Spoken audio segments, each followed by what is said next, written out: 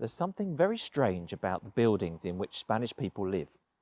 And I'm not just talking about the buildings themselves, I'm talking about the whole planning, the whole infrastructure around the buildings. It's a mystery to me.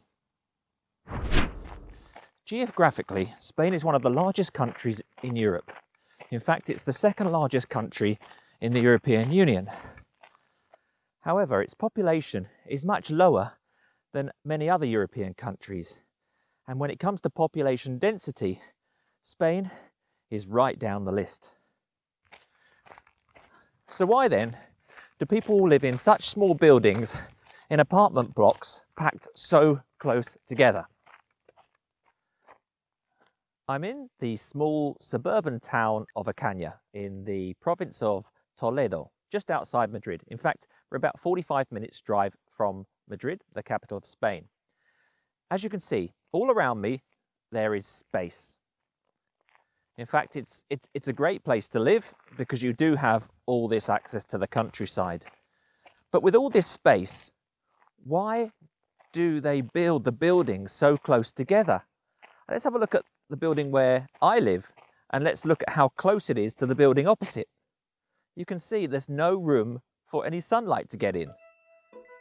And if you look at the other side, it gets even narrower.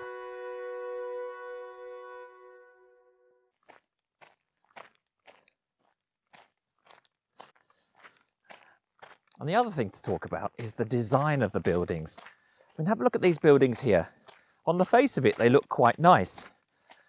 But if you have a look at the view that these flats have, it's pretty amazing. So where are the balconies? You've been at work all day. What better way to end the day than to come home, have a beer on your balcony and watch the sun go down? I just don't get it. So if you go to the old towns or look at the more historic buildings in places like Madrid, Barcelona, Valencia, Sevilla, Bilbao, you'll see that a lot of attention was given to the design or the architecture around these places. And they've often got high ceilings, balconies that overlook tree-lined avenues, bars below. They're very quaint and they've got a lot of character. In fact, they're really nice buildings if you want to live in the centre, but it's pretty pricey to live in the centre. So if you decide to move away from the centre, as many people do, especially when they get a little bit older, you start to encounter these concrete jungles. And this is where, for me, the mystery really lies. So you have to ask, with so much space, why do people choose to live in these apartment blocks so close together when you could have houses? I mean, just think of the advantages of living in your own house, a detached house. You've got no noise from neighbours. You've got space for the kids to play in the garden. You can grow your own plants, roses, daffodils, tulips, grow your own tomatoes, have a greenhouse, grow your own vegetables. All those kind of things you can do in your own garden. You could sit out in the garden. You could buy yourself a deck chair and do a bit of sunbathing in the summer. Free, private. You could do it naked and nobody would know. So it's pretty typical in the UK, for example, and in Germany and in France to live in a proper house.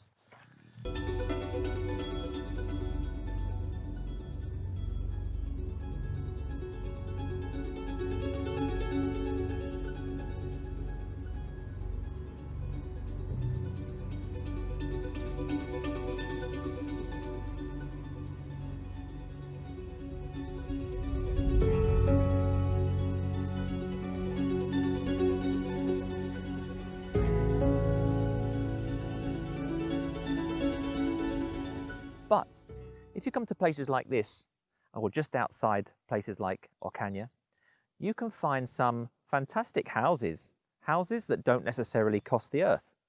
A 3 or 4 bedroom detached house with garage, with a little garden, can cost under €100,000. So why do people choose not to live in places like this?